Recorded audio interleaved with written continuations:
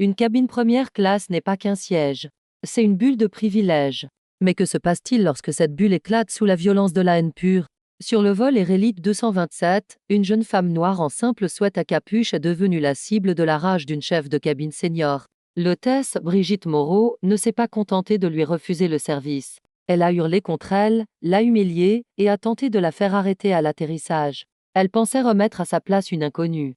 Elle ne savait pas que la jeune fille discrète au siège 2 a été une Delacroix et qu'un seul message texte allait mettre la compagnie aérienne à genoux. La cabine première classe du vol Air Elite 227 de Paris-Charles de Gaulle à New York JFK était une symphonie soigneusement orchestrée de cuir beige, d'aluminium brossé et du parfum coûteux des serviettes chaudes. Les passagers s'installaient dans leur pod, l'espace respirant un air d'importance silencieuse. C'étaient des banquiers, des producteurs et des héritiers de vieilles fortunes, tous exécutant le rituel bien rodé d'éviter le contact visuel tout en s'évaluant mutuellement. Dans cet environnement aseptisé entra Amara Delacroix. Elle avait 22 ans, mais son sweat à capuche orné du logo d'une petite start-up technologique obscure la faisait paraître adolescente. Elle ne portait pas de maquillage et ses cheveux naturels étaient tirés en arrière dans un chignon simple et élégant. Une paire d'écouteurs Bose haut de gamme reposait autour de son cou et dans sa main, elle ne portait pas un sac de créateur, mais un exemplaire usé d'un manuel dense sur les matériaux aérospatiaux. Elle trouva son siège 2A, un pod près du hublot, s'y glissa et se plongea immédiatement dans son livre. Toute sa posture était celle d'une étude tranquille et discrète. Pour la chef de cabine senior Brigitte Moreau, c'était une offense. Brigitte, une femme de la fin quarantaine avec un casque de cheveux blonds et un sourire aussi fragile que du sucre filé, régnait sur la cabine première avec une poigne de fer. Elle volait depuis plus de 20 ans. Et dans son esprit, elle n'était pas une serveuse. Elle était une gardienne. Elle se targuait de connaître les gens. L'homme au NA, monsieur Beaumont avec sa patek Philippe ostentatoire et sa voix tonitruante. Il était important. La femme au 3C avec sa chirurgie esthétique évidente et son petit chien, elle était riche. Mais la fille au 2A. Les yeux de Brigitte, professionnellement plissés, scanner Amara. Ça doit être une billetterie gratuite, pensa-t-elle, sa lèvre se rétroussant légèrement. Une employée de bas niveau ou une parente voyageant gratuitement. Ou pire, une de ces nouveaux riches influenceuses qui utilisent les miles de leurs parents et n'ont aucune idée de comment se comporter. Elle était une perturbation de l'ambiance que Brigitte avait tant travaillé à cultiver. Boisson avant le départ, demanda Brigitte, sa voix une flûte chaleureuse pour monsieur Beaumont. Champagne, un mimosa. Fait-on un double, Brigitte? Fit-il d'un clin d'œil. Ça va être long. Brigitte gloussa, un son comme de petites cloches. Tout de suite, monsieur Beaumont. Elle descendit l'allée, son sourire fixé, servant les autres passagers. Lorsqu'elle atteignit le 2A, le sourire ne se contenta pas de s'estomper. Il fut aspiré, remplacé par un regard d'impatience profonde. Amara leva les yeux de son livre. Juste de l'eau pétillante avec un citron, s'il vous plaît. Les narines de Brigitte se dilatèrent. Pas de s'il vous plaît appuyé. Aucune reconnaissance de son statut. Nous sommes en plein embarquement. Lâcha-t-elle, sa voix basse mais tranchante. Je m'occuperai de vous quand j'en aurai le temps. Amara cligna des yeux, légèrement déconcertée par le venin. Oh, d'accord. Pas de problème. Elle retourna à son livre, supposant que l'hôtesse était juste stressée. Brigitte, cependant, ressentit une poussée de victoire. Elle avait établi la hiérarchie. Elle retourna à la cambuse, refusant délibérément d'apporter l'eau. Elle ferait attendre la fille. Elle commença ses vérifications avant le vol, bavardant bruyamment avec ses assistants juniors, Tania et Malik. Vous avez vu celle aux 2A? Marmonna Brigitte assez fort pour qu'ils entendent. Elle pense que parce qu'elle est dans cette cabine, elle peut claquer des doigts. Je jure qu'il laisse entrer n'importe qui en première de nos jours. Tania, jeune et désireuse de plaire, gloussa nerveusement. Je l'ai vue. On dirait qu'elle s'est perdue en route vers la classe éco. Malik, qui comptait les mini-bouteilles, haussa simplement les épaules. Son silence était une forme d'accord. Il connaissait les humeurs de Brigitte. Son travail était plus facile s'il restait en dehors de son chemin et la laissait cibler qui elle avait choisi pour le vol. La porte de la cabine fut scellée. La vidéo de sécurité passa. Amara, se sentant assoiffée, attendit patiemment. Alors que l'avion grimpait à travers les nuages, elle s'installa. Elle avait une longue journée de réunion demain à New York avec son père, et elle voulait juste lire. 1 heure après le décollage, Brigitte commença le service des repas. Elle disposa les nappes blanches amidonnées et les couverts polis avec un flair théâtral. Monsieur Beaumont, roucoula-t-elle. Votre homard thermidor. Et un autre champagne, vous lisez dans mes pensées, Brigitte. Elle servit tous les autres passagers, sa voix une mélodie sirupeuse d'accommodation. Finalement, elle arriva au pod d'Amara. Elle n'avait pas de plateau. Nous n'avons plus le bar que vous aviez précommandé, déclara-t-elle platement. Il n'y avait aucune excuse dans son ton. Il ne nous reste que le poulet chasseur. Amara leva les yeux, marquant sa page. Oh, ce n'est pas grave. Mais vous êtes sûr? J'ai confirmé la précommande ce matin. Les yeux de Brigitte se glacèrent. C'était une chose d'être ignorée. C'en était une autre d'être questionnée. Je viens de vous le dire, le manifeste était erroné. Nous n'en avons plus. Voulez-vous le poulet ou non? Les passagers à proximité, y compris monsieur Waumont, écoutaient maintenant. La fille calme et polie était difficile. Le poulet ira très bien, merci, dit Amara, sa voix restant calme. Et j'apprécierai toujours cette eau pétillante que j'ai demandée avant le décollage. C'était, pour Brigitte, le point de rupture. Le calme de la fille, son refus d'être intimidée, sa dignité tranquille et persistante. Cela ressemblait à une attaque contre l'autorité de Brigitte. Elle sentit une rougeur chaude et sombre grimper le long de son cou. Vous savez, dit Brigitte en se penchant, sa voix un murmure venimeux. Je fais ce travail depuis 22 ans. Je connais votre genre. Vous venez ici en pensant que vous possédez l'endroit, faisant des demandes que vous n'avez aucun droit de faire. Vous devriez simplement être reconnaissante d'être assise ici. La tête d'Amara se redressa brusquement. Le livre fut oublié. Mon genre? Je suis une passagère payante dans un siège réservé. J'ai demandé de l'eau et le repas que j'ai commandé. Quel genre suis-je exactement? Brigitte vit son ouverture. La fille avait élevé la voix. Maintenant, elle était perturbatrice. N'élevez pas la voix contre moi, siffla Brigitte. Je ne sais pas qui vous pensez être, mais vous me montrerez du respect. Je vous montre du respect, dit Amara, sa voix maintenant dangereusement calme. Je vous demande de faire de même. Vous êtes non professionnel et hostile. C'était ça, le mot hostile. Brigitte recula, son visage un masque de choc théâtral. Hostile, hostile. Je vais vous montrer ce qu'est l'hostilité. Et puis elle hurla. Ce n'était pas un cri. C'était un hurlement à pleine gorge qui fit taire toute la cabine. Comment osez-vous? Qui pensez-vous être pour me parler ainsi? J'en ai assez des gens comme vous. Assez de votre attitude, de votre manque de respect. Je suis responsable de cette cabine et vous allez vous taire. L'avion devint complètement, mortellement silencieux. Toutes les têtes étaient tournées. Amara fixait simplement, son visage pâle de choc, ses mains agrippant les accoudoirs. Monsieur Beaumont souriait d'un air narquois, visiblement amusé. Brigitte respirait lourdement, sa poitrine gonflée, ses yeux sauvages. Elle avait gagné. La passagère invisible était maintenant la paria de la cabine. L'écho du hurlement de Brigitte planait dans l'air recyclé. C'était un son si peu professionnel, si déchirant que même le bourdonnement du moteur semblait reculer.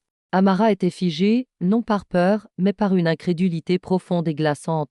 Elle avait pris des centaines de vols, beaucoup avec son père, beaucoup dans leur propre jet. Mais elle avait pris ce vol commercial spécifiquement pour rencontrer une amie à JFK avant ses réunions, pour maintenir une apparence de vie normale. Cela n'avait rien de normal. Brigitte, galvanisée par sa propre adrénaline, interpréta mal le silence d'Amara comme une soumission. Elle se pencha à nouveau, sa voix descendant à un murmure théâtral condescendant pour le bénéfice des passagers environnants. Maintenant, chuchota-t-elle, allez-vous être une gentille fille et rester tranquille pour le reste du vol? Ou vais-je devoir parler au commandant? Amara trouva finalement sa voix. Elle était basse et tremblait, non de peur, mais d'une rage contrôlée et glaciale. Vous venez de me hurler dessus dans une cabine pleine pour avoir demandé un verre d'eau. J'ai crié parce que vous étiez abusive, répliqua Brigitte, sa voix s'élevant à nouveau. Vous étiez belliqueuse. Je me suis sentie menacée. Menacée? La voix d'Amara était à peine audible. Pourtant, elle traversa la cabine. Je suis assise à ma place en train de lire un livre. Vous êtes celle qui se tient debout, qui crie et qui fait une scène. Vous êtes celle qui me menace. C'était un récit que Brigitte ne pouvait pas permettre. Elle se tourna immédiatement vers la cabine, jouant la victime. Vous avez tout vu. Elle était difficile, exigeant des choses que nous n'avions pas, et puis elle est devenue agressive quand j'ai essayé de la calmer. Monsieur Beaumont-Moana saisit son moment. Elle a absolument raison, tonna-t-il, sa voix pleine d'importance. J'ai tout entendu. Cette fille n'a été que des problèmes depuis qu'elle est montée à bord. Elle s'est probablement faufilée ici. Vous devriez vérifier son billet, Brigitte. Brigitte lui adressa un sourire reconnaissant et complice. Merci, monsieur. J'essaie juste de maintenir un environnement sûr et confortable pour tout le monde. Amara regarda du visage triomphant de Brigitte au sourire suffisant de monsieur Beaumont. Puis elle regarda les autres passagers. C'était un mélange de gêne, d'agacement et d'indifférence. Une femme au troisième filmait l'interaction sur son téléphone, un petit sourire satisfait sur son visage. Personne ne la défendait. Personne n'intervenait. Le regard d'Amara tomba sur les deux autres membres d'équipage, Tania et Malik, qui se tenaient au bord de la cambuse, leurs visages soigneusement vides. Ils avaient tout vu. Ils savaient que Brigitte mentait. Amara croisa le regard de Tania. « Vous, » dit Amara, sa voix claire et portante. « Vous étiez là. Vous savez que je n'ai pas élevé la voix. Vous savez que je n'ai menacé personne. Dites quelque chose. » Tania tressaillit comme si elle avait été frappée. Elle regarda Amara, puis Brigitte, qui la fixait maintenant du regard. « Osez-vous » clair dans ses yeux. La première loyauté de Tania allait à sa carrière, et Brigitte était la chef de cabine senior qui rédigeait ses évaluations de performance. Elle rompit le contact visuel avec Amara et commença à réarranger des tasses à café avec une concentration soudaine intense. J'étais dans la cambuse, balbutia Tania, sans regarder personne. Je n'ai pas vraiment vu. J'ai juste entendu les cris. Malik, essaya Amara. Malik secoua simplement la tête, levant les mains. Ne m'impliquez pas. Je gère le service à l'arrière. Il se retourna et disparut derrière le rideau en classe affaires. Ils étaient complices, tout l'équipage. Par action ou inaction, ils venaient toutes souscrire au mensonge de Brigitte. Ça suffit, déclara Brigitte, sa voix résonnant de finalité. Vous êtes une passagère indisciplinée. Vous avez créé un environnement hostile. Je vous retire officiellement du service. Pas que vous en receviez de toute façon. Et j'informe le commandant. Vous informez le commandant de quoi ? Demanda Amara, sa voix se durcissant. De votre propre fabrication. De l'agression que vous venez de connaître. Agression. Hurla Brigitte, se tenant la poitrine. Maintenant elle m'accuse d'agression. C'est incroyable. Vous avez de la chance que je ne vous fasse pas maîtriser tout de suite. Elle devrait l'être. Intervint monsieur Beaumont. Elle a l'air instable. Pour ce qu'on sait, elle pourrait être un risque de sécurité. L'atmosphère dans la cabine changea instantanément. Le mot sécurité était un déclencheur. Les passagers qui étaient gênés semblaient maintenant alarmés. La femme qui filmait tenait maintenant son téléphone plus ouvertement. Amara n'était plus juste un inconvénient. Elle était une menace. Brigitte, sentant que la cabine était maintenant entièrement de son côté, marcha vers la cambuse avant et prit de manière ostentatoire et dramatique l'interphone vers le cockpit. Elle appuya sur le bouton, son dos tourné vers Amara, mais sa voix était assez forte pour porter. « Commandant Dubois, c'est Brigitte à l'avant. Je suis désolée de vous déranger, mais j'ai une situation dans la cabine première. Une passagère au 2A. Oui, celle-là. Elle est devenue extrêmement indisciplinée et belliqueuse. Elle a été agressive. Oui, je l'ai fait. Elle accuse l'équipage de... Oui, j'ai peur qu'elle soit un risque de sécurité potentiel.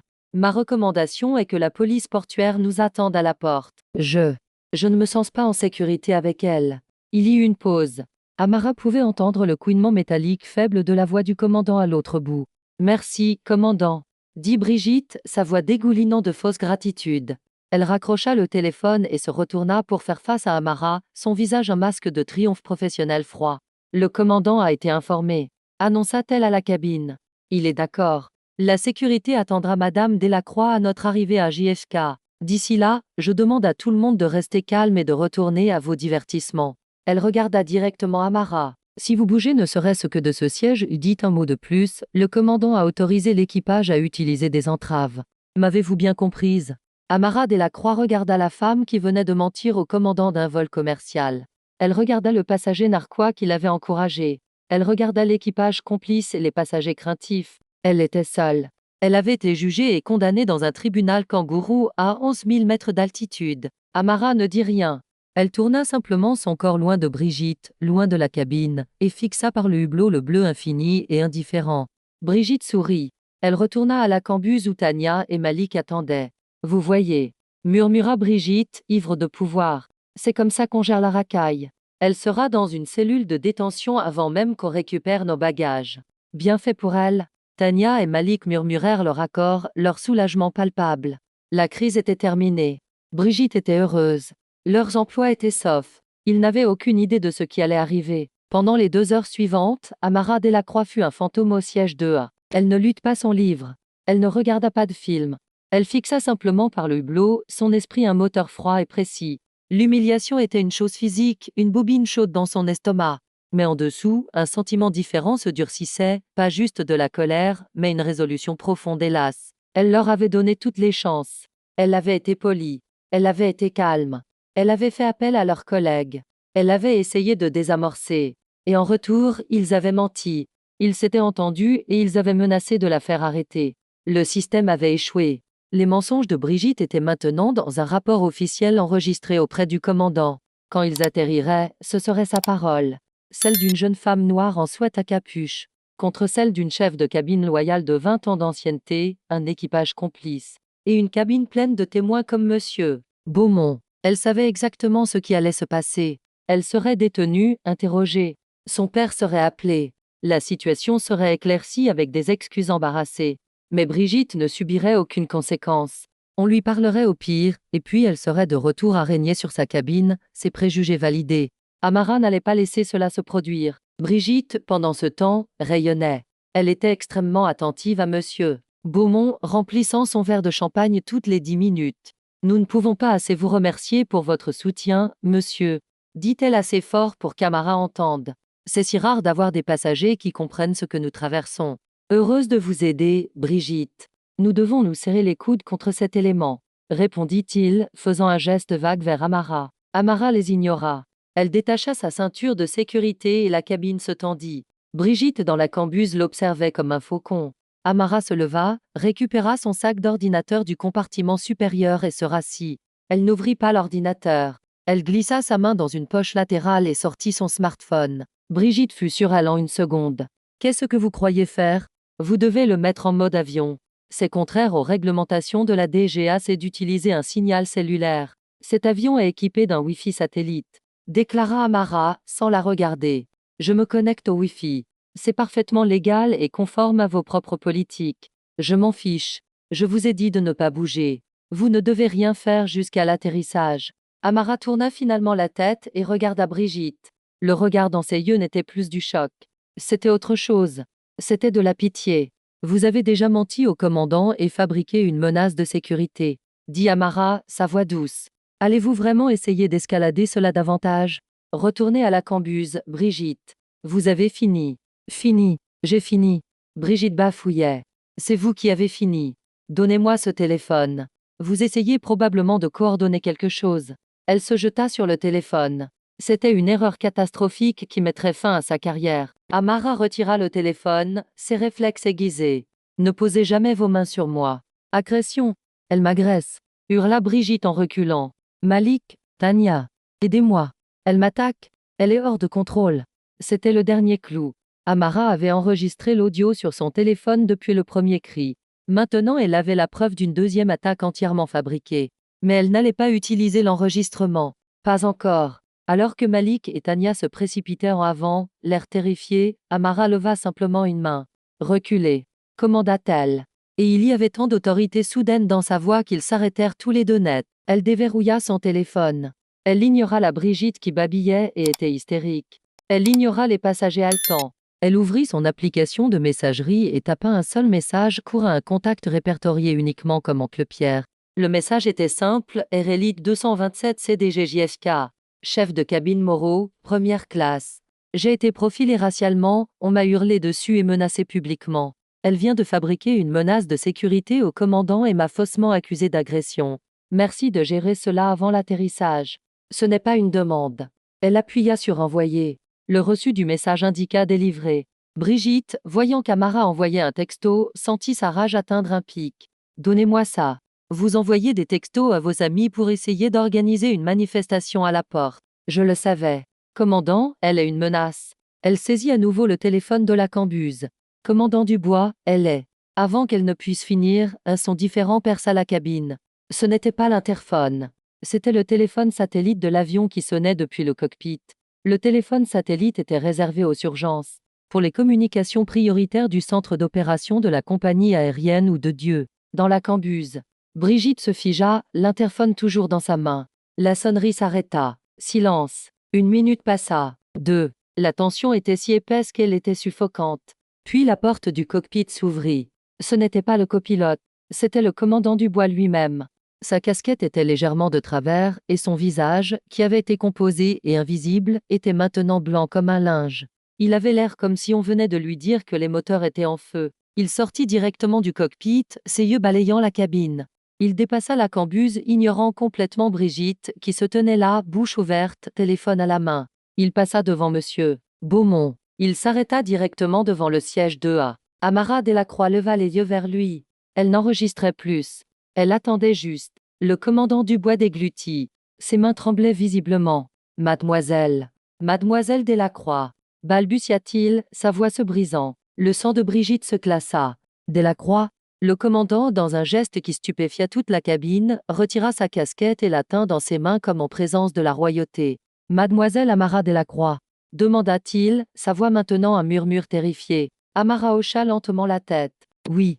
Le commandant Dubois ferma les yeux pendant une brève seconde, comme s'il absorbait un coup physique. Mademoiselle, au nom des Rélites et de tout mon équipage, je dois présenter mes excuses les plus sincères, profondes et les plus totales pour l'échec catastrophique du service que vous avez subi. Brigitte émit un petit son d'étouffement. Que se passait-il? Vous avez été mal informé, commandant, dit Amara calmement.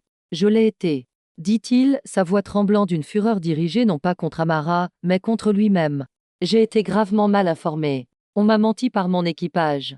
Il lança un regard en arrière vers Brigitte, un regard d'un tel dégoût pur et non adultéré qu'elle recula involontairement.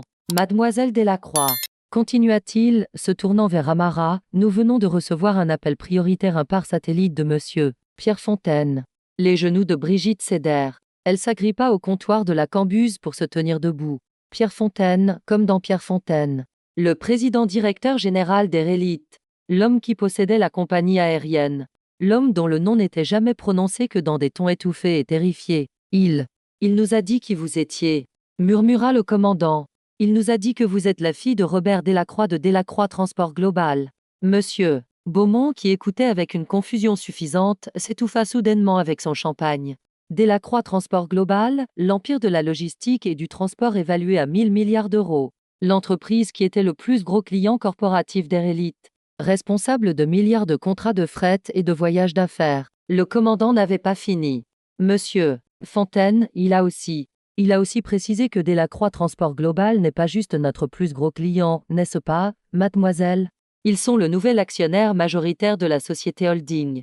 Celle qui vient d'acheter la compagnie aérienne le trimestre dernier. Le silence dans la cabine n'était plus du silence. C'était un vide.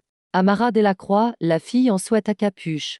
La menace de sécurité, le cas de Charité, n'était pas juste la fille d'un VIP, elle était, à toute fin utile, la fille du propriétaire. Oncle Pierre a tendance à s'impliquer quand il entend que les enfants de ses amis sont menacés par ses employés, dit Amara, sa voix toujours calme. Je viens juste de lui envoyer un texto.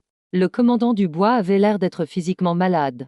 Il m'a demandé de vous informer que la présence de sécurité que vous avez demandée, il cracha les mots vers Brigitte, a été réaffectée. Ils nous attendront.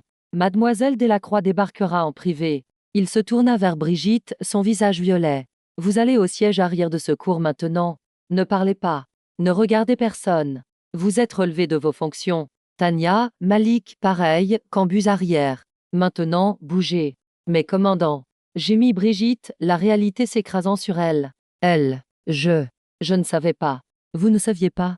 Rugit-il, sa voix résonnant dans la cabine. Vous n'êtes pas censé avoir besoin de savoir. Vous avez hurlé sur une passagère. Vous avez menti à votre commandant. Vous avez fabriqué un rapport de sécurité fédérale. Vous avez mis tout cet équipage de conduite en danger. Maintenant, partez. Humiliée, tremblante et en pleurs, Brigitte Moreau, suivie de ses deux disciples sous le choc, fit la longue marche de la honte dans l'allée jusqu'au tout fond de l'avion. Conclusionne le commandant se retourna vers Amara. Mademoiselle Delacroix, tout ce que vous voulez. N'importe quoi. Le reste du vol, Amara leva simplement son livre. J'aimerais lire, commandant. Et j'aimerais vraiment toujours cette eau pétillante. Avec un citron. Le commandant Dubois sprinta lui-même vers la cambuse. Ses mains tremblaient si fort qu'il fit tomber la canette d'eau pétillante par terre. Il en récupéra une nouvelle, la versa dans un verre en cristal d'une main tremblante, et arrangea méticuleusement 3 quartiers de citron sur une petite assiette en porcelaine. Il la porta à Amara sur un plateau d'argent comme s'il présentait une couronne. Mademoiselle Delacroix, dit-il, sa voix. Je ne peux pas m'excuser assez. Je n'ai jamais en 30 ans de vol. Vous avez cru votre équipage, dit Amara, non sans gentillesse. Elle était au-delà de la colère. Maintenant, elle regardait juste les pièces tombées. Vous avez pris la parole de votre chef de cabine senior au-dessus d'une passagère. Vous n'avez pas vérifié. Vous n'avez même pas regardé. Vous étiez prêt à me faire arrêter sur la base d'un mensonge. Il n'avait aucune défense. Oui, j'ai été négligent. J'ai failli à mon devoir. Et je suis tellement désolé. Vous devriez l'être. dit Amara, prenant une gorgée d'eau. Merci pour ceci. Elle se retourna vers son hublot, un congédiement clair. Le commandant, casquette à la main, recula de 2 pas avant de se retourner et de battre en retraite vers le cockpit, scellant la porte derrière lui. Il devait passer un appel à son représentant syndical, mais il savait au fond que c'était inutile. Il avait échoué au test le plus important de son commandement. Les 2 heures restantes du vol furent comme un réveil. La cabine première était un tombeau. Monsieur Beaumont avait la tête baissée, faisant semblant de dormir, la couleur drainée de son visage. La femme qui filmait avait discrètement supprimé la vidéo, son visage un masque de terreur pâle. L'atmosphère de privilège avait été remplacée par une terreur suffocante. Lorsque l'avion commença sa descente vers New York, la voix du commandant vint par le système de sonorisation. Mais elle était dépouillée de sa cadence habituelle joyeuse et confiante. C'était la voix d'un homme lisant sa propre raison funèbre. Mesdames et messieurs, nous commençons notre descente finale vers JFK. Nous allons rouler vers une porte différente de celle indiquée. Veuillez rester assis. Veuillez rester assis jusqu'à ce que toutes les instructions soient données. L'atterrissage fut doux, mais personne ne le remarqua. Alors que l'avion roulait, il passa le terminal 4 animé, où les autres vols Air Elite étaient amarrés. Il continua au-delà des baies de fret, au-delà des hangars de maintenance vers un poste de stationnement isolé généralement réservé aux jets privés ou aux vols en quarantaine. Alors que les moteurs s'éteignaient, les passagers de première classe regardèrent par le hublot. Attendant sur le tarmac en dessous, luisant sous les lumières dures de l'aéroport, il n'y avait pas l'assortiment habitué de chariots à bagages et d'agents de porte. Il y avait un escalade noir blindé, du genre utilisé pour le transport diplomatique. Il y avait 2 voitures officielles de la police de l'aéroport, lumières clignotantes, mais pas leur sirène. Et il y avait une Bentley élégante bleu foncé arborant un petit drapeau corpore discret. Quoi? Que se passe-t-il? Chuchota la femme au 3C. Monsieur Beaumont. L'air vert, fouillait avec son bagage à main. Désespéré d'être le premier à sortir, le signal de ceinture de sécurité s'éteignit. Mais avant que quiconque ne puisse même penser à se lever, la porte du cockpit s'ouvrit et le commandant Dubois sortit. Tous les passagers resteront assis, annonça-t-il, sa voix morte. Tout cet avion doit rester assis. La porte principale de la cabine siffla en s'ouvrant. La passerelle n'avait pas été connectée. Au lieu de cela, un ensemble d'escaliers roulants avait été conduit à la porte. 3 hommes montèrent les escaliers et entrèrent dans l'avion. Le premier était un homme grand aux cheveux argentés dans un costume italien sur mesure qui coûtait probablement plus que les frais de scolarité universitaire d'Amara. Son visage était sévère, ses yeux comme des éclats de glace. C'était Pierre Fontaine, le PDG d'Air Elite. Le deuxième était un homme en uniforme bleu foncé impeccable d'un commandant de police de l'aéroport de Oran. Le troisième était un cadre d'Air Elite portant une mallette, son visage cendreux. Pierre Fontaine entra dans l'avion, ses chaussures polies y faisant à peine un son. Il ignora le commandant. Il ignora les passagers bouche bée. Il marcha directement vers le siège 2A où Amara était déjà debout, son sac sur son épaule. Il se pencha et l'embrassa sur le front. Amara, dit-il, sa voix, contrairement à celle des commandants, n'était pas en colère. C'était quelque chose de bien plus terrifiant. C'était déçu. Vas-tu bien, mon enfant? Ton père est en route. Je vais bien, oncle Pierre, dit-elle en le serrant dans ses bras. Je suis juste fatiguée. Je veux rentrer à la maison. Bien sûr. Il fit un geste vers les escaliers. Ta voiture t'attend. Elle commença à marcher vers la porte. En passant devant monsieur Beaumont ou Anna, elle s'arrêta. Elle ne le regarda pas. Elle parla simplement à Pierre Fontaine. Oncle Pierre, le monsieur Oana, un monsieur Beaumont. Il a été un participant vocal. Il m'a appelé une menace. Il a suggéré que je sois maîtrisé. Pierre Fontaine ne regarda même pas Beaumont. Il claqua simplement des doigts vers le cadre avec la mallette. Monsieur Laurent, dit Fontaine. Prenez son nom. Il est sur la liste d'interdiction permanente d'Air Elite. Avec effet immédiat. Révoquer son statut. Annuler ses miles. Je veux que lui et le compte corporatif de son entreprise soient signalés. Occupez-vous en. Quoi? Cria Beaumont, bondissant sur ses pieds. Vous ne pouvez pas, je suis niveau platine. J'étais juste. J'étais préoccupé par la sécurité. Le commandant de la police de l'aéroport fit un pas vers lui. Monsieur, je suggère que vous vous asseyiez maintenant. Beaumont s'effondra dans son siège, son visage de la couleur du lait tourné. Amara, sans un regard en arrière, descendit les escaliers et fut emmené dans l'escalade. Pierre Fontaine tourna son regard glacial vers l'équipage. Le commandant Dubois se tenait au garde-à-vous, son visage rigide. Commandant, dit Fontaine, sa voix dangereusement douce. Monsieur Fontaine, monsieur, commença le commandant. Je peux expliquer. Non, vous ne pouvez pas. Fontaine le coupa. Vous êtes le commandant Dubois, correct? Vous étiez aux commandes de cet avion. Oui, monsieur. Vous avez accepté un rapport d'une hôtesse de l'air selon lequel une passagère sous votre garde était une menace de sécurité. Un terme qui par la loi fédérale implique le terrorisme, et vous n'avez rien fait pour le vérifier. Vous n'avez pas posé les yeux sur la passagère. Vous n'avez pas demandé à votre copilote d'enquêter. Vous avez juste accepté de faire détenir une cliente payante, une jeune femme, par la police armée. Mon équipage. J'ai fait confiance. Vous avez fait confiance à tort. Siffla Fontaine. Et ce faisant, vous avez exposé cette compagnie aérienne à un niveau de responsabilité légale et financière qui pourrait nous mettre en faillite. Vous avez failli à votre commandement. Vous avez failli à votre devoir de diligence. Vous avez échoué, commandant. Il se tourna vers le cadre. Laurent, prenez son badge. Prenez ses accréditations. Il est suspendu. En attente de licenciement. Escortez-le hors de l'avion. Monsieur, plaida le commandant. Sortez de mon avion. Dit Fontaine. Le commandant, un vétéran de 30 ans, un homme qui commandait une machine de 100 tonnes, s'effondra visiblement. Il détacha son badge et le tendit à Laurent. Sa carrière était terminée. Le commandant de la police fit un geste, et le commandant, flanqué du cadre, fit sa propre marche de la honte dans les escaliers. Maintenant, dit Fontaine, sa voix résonnant dans l'avion silencieux. Où sont les 3 autres? La marche de la cambuse arrière vers l'avant de l'avion fut la plus longue de la vie de Brigitte Moreau. Flanquée de Malik et Tania, tous deux pleurant ouvertement, Brigitte se déplaçait comme si elle marchait dans du ciment. Son esprit était un chaos hurlant de déni. Ce n'était pas en train d'arriver. C'était une erreur, un malentendu. Elle ne savait pas. Comment aurait-elle pu savoir? Elle essaya de se composer, de formuler une défense. C'était la faute de la fille. Elle était habillée de façon inappropriée. Elle avait une attitude. Elle l'avait questionné. Il se tenait devant Pierre Fontaine, un homme que Brigitte n'avait vu que dans des vidéos corporatives. Il les regarda tous les 3, son expression de pur dégoût. Il ne les regardait pas comme des employés. Il les regardait comme une maladie. Laquelle d'entre vous? Demanda-t-il, sa voix un grondement calme. Est-ce Brigitte Moreau? La main de Brigitte se leva. Un mouvement involontaire. Je suis, monsieur.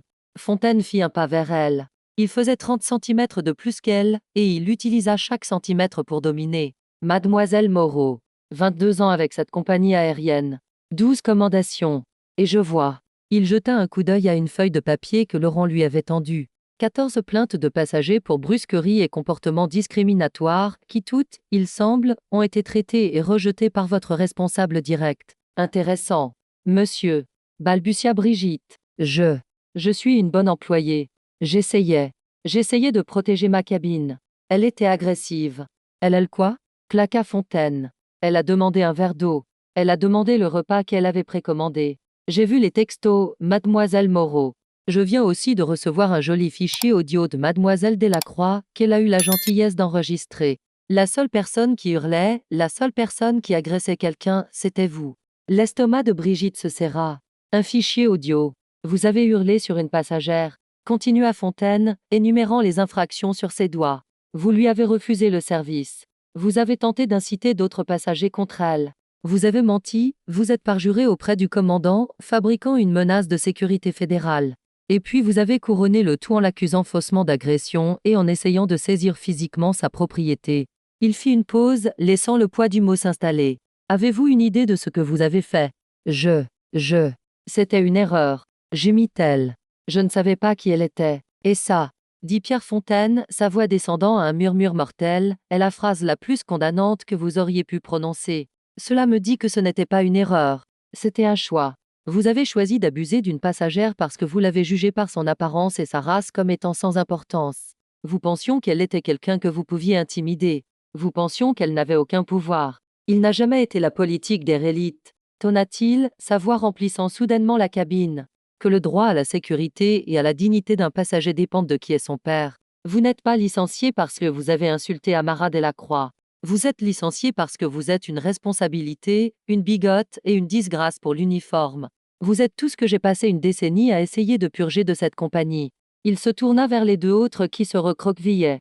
Et vous êtes restés là. Vous avez regardé cela se produire. Vous avez entendu les mensonges et vous les avez soutenus par votre silence. Vous étiez complice. Vous êtes tout aussi coupable. S'il vous plaît, pleura Tania. J'ai une famille. J'avais peur d'elle. Elle pointa Brigitte. Alors vous êtes une lâche. dit Fontaine, impassible. Et je n'emploie pas de lâches.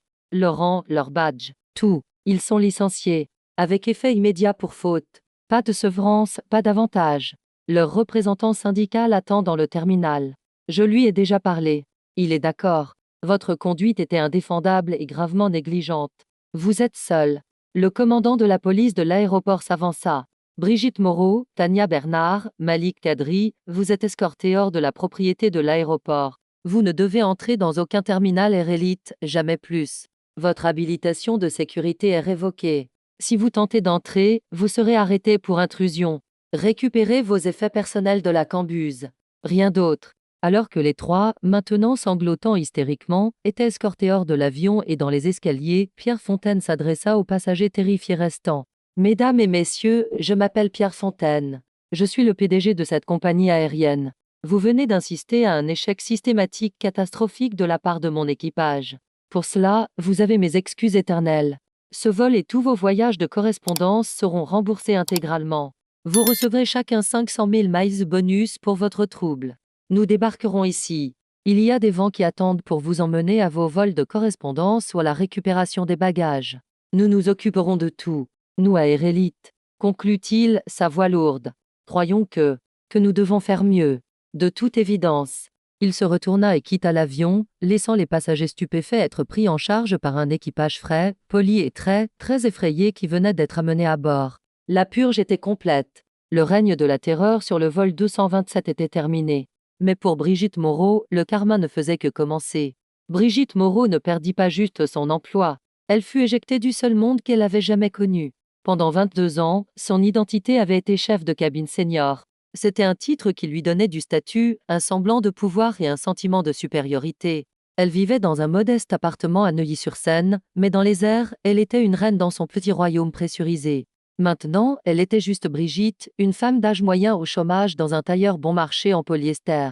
Debout sur le trottoir à JFK, son badge d'employé coupé par un garde de sécurité blasé. Le syndicat, comme Pierre Fontaine l'avait promis, ne voulait rien avoir à faire avec elle. Brigitte, avait dit son représentant au téléphone, sa voix lasse. Vous avez menti à un commandant. Vous avez fabriqué une menace de sécurité. Vous avez été enregistré en train de hurler sur une passagère, et vous avez fait tout cela à la fille de l'homme qui possède la compagnie aérienne. Qu'attendez-vous exactement que nous fassions? Vous avez de la chance de ne pas être en prison fédérale. Elle retourna à Paris en classe économique sur une autre compagnie aérienne, un billet qu'elle dut payer. L'humiliation était si profonde qu'elle la rendit physiquement malade. L'histoire, bien sûr, ne resta pas silencieuse. La femme au 3C, malgré la suppression de sa vidéo, l'avait déjà envoyée à une amie. Un blogueur de l'aviation, qui était en classe affaires, avait reconstitué l'histoire à partir des ragots chuchotés et de l'atterrissage sur le poste isolé. Au moment où Brigitte atterrit à Paris, le titre était déjà sur un blog d'aviation proéminent, équipage Air Élite licencié sur le tarmac après qu'une passagère indisciplinée s'avère être la fille du propriétaire. Son nom était partout. Sa photo, sourcée de ses réseaux sociaux, était étalée dans les articles. La section des commentaires était un enfer numérique. Elle fut étiquetée Karen de l'aviation. Brigitte la bigote, et pire. Elle se barricada dans son appartement, mais le monde la trouva. Son numéro de téléphone fut divulgué. Son email fut inondé. Le syndic de sa copropriété commença à recevoir des plaintes. Tania et Malik firent face à un ostracisme similaire, bien que plus discret. Ils étaient assez jeunes pour essayer de trouver d'autres emplois, mais la notation licenciée pour faute sur leur dossier lié à un incident de sécurité et de discrimination très médiatisé les rendit toxiques. Tania, qui avait rêvé de voler sur des routes internationales, finit par travailler dans une boutique de lunettes de soleil au terminal domestique de Charles de Gaulle. Forcé de regarder ses anciens collègues passer, Malik retourna à Marseille, travaillant dans la quincaillerie familiale. Ses rêves de voyage réduits à ranger des étagères. Le commandant Dubois, l'homme avec 30 ans d'ancienneté, fit face aux conséquences professionnelles les plus sévères. La DGA s'est ouvert une enquête sur sa conduite, non pas pour la discrimination, mais pour l'échec de vérification d'une menace de sécurité qui était une violation majeure du protocole de cockpit. Sa licence de pilote fut suspendue. Il engagea des avocats, dépensant ses économies de retraite, mais le cas était clair. Il ne commanderait plus jamais un grand transporteur français. Il finit par trouver du travail en pilotant de vieux avions cargo sur des routes dangereuses en Afrique. Une fin solitaire et dangereuse à une carrière autrefois fière. Mais pour Brigitte, le karma ne faisait que commencer. Ce n'était pas suffisant qu'elle perde son emploi et sa réputation. L'univers, semblait-il, n'avait pas fini d'éplucher les couches de sa vie pourrie. Brigitte s'était toujours comportée avec un air d'intouchabilité. Ses collègues, comme Tania, avaient eu peur d'elle. Ce n'était pas seulement à cause de son ancienneté. C'était parce que Brigitte avait un secret. Elle avait une liaison de longue durée avec un cadre de niveau intermédiaire chez Air Elite, un homme nommé Grégoire Blanc, le vice-président des services en vol. Grégoire était celui qui l'avait rendu intouchable. C'était lui qui avait enterré ses 14 plaintes de passagers précédentes. C'était lui qui s'assurait qu'elle obtenait toujours les routes premium CDG-JFK. Au moment où le scandale éclata, Grégoire Blanc sut qu'il était exposé. Pierre Fontaine, dans sa purge impitoyable de l'entreprise, avait ordonné un examen complet du dossier de Brigitte. Quand il vit les 14 plaintes rejetées, il sut exactement ce qui s'était passé. Il ne licencia pas seulement Brigitte, il suivit la pourriture jusqu'à sa source. Grégoire Blanc fut convoqué dans le bureau de Fontaine. Il fut licencié sur le champ, non seulement pour mauvaise gestion grossière du personnel, mais pour violation de l'éthique corporative et exposition délibérée de l'entreprise au risque. Quand la femme de Grégoire, une femme riche de Versailles, apprit la raison pour laquelle il fut licencié, que sa maîtresse de longue date avait causé un scandale qui faisait maintenant chuter l'action de la compagnie aérienne, elle ne fut pas triste. Elle fut précise. Elle demanda le divorce, invoquant la clause d'infidélité dans leur accord prénuptial.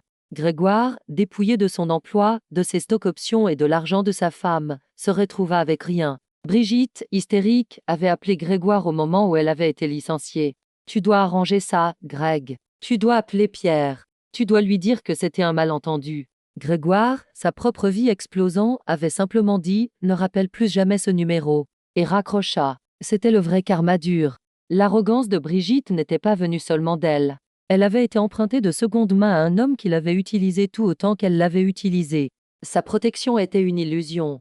Quand la tempête arriva, son bouclier ne fut pas juste abaissé. Il fut brisé, et l'homme qui le tenait avait couru se mettre à l'abri, seulement pour être écrasé lui-même, fauché, sur liste noire et maintenant vraiment seule. Brigitte fit défaut sur son prêt hypothécaire. Son appartement fut saisi. Elle fut forcée de vendre sa voiture. Elle, comme Malik, dut retourner chez elle dans une petite ville poussiéreuse en Provence pour vivre dans la chambre d'amis de sa mère âgée. Sa chute fut absolue. 8 mois plus tard, l'aéroport de Teterbora dans le New Jersey bourdonnait de l'énergie silencieuse et coûteuse des ultra-riches. C'était là que le vrai pouvoir atterrissait, pas à JFK, mais au hub privé des milliardaires, célébrités et leaders mondiaux. Les Gulfstream et bombardiers les plus élégants alignaient le tarmac comme des oiseaux exotiques. Parmi les équipes au sol nettoyant et ravitaillant ces jets se trouvait une nouvelle recrue, faisant partie d'un service de nettoyage tiers. Elle portait un tablier bleu ample et peu flatteur. Ses cheveux blonds étaient ternes et attachés sous une casquette de baseball, et son visage était gravé d'une résignation permanente et amère. C'était Brigitte Moreau. C'était le seul emploi qu'elle pouvait obtenir. Son nom était si toxique dans le monde de l'aviation qu'aucun rôle en contact avec la clientèle ne la prendrait. Mais l'entrepreneur de nettoyage, désespéré de travailleurs de nuit, ne faisait pas les mêmes vérifications d'antécédents.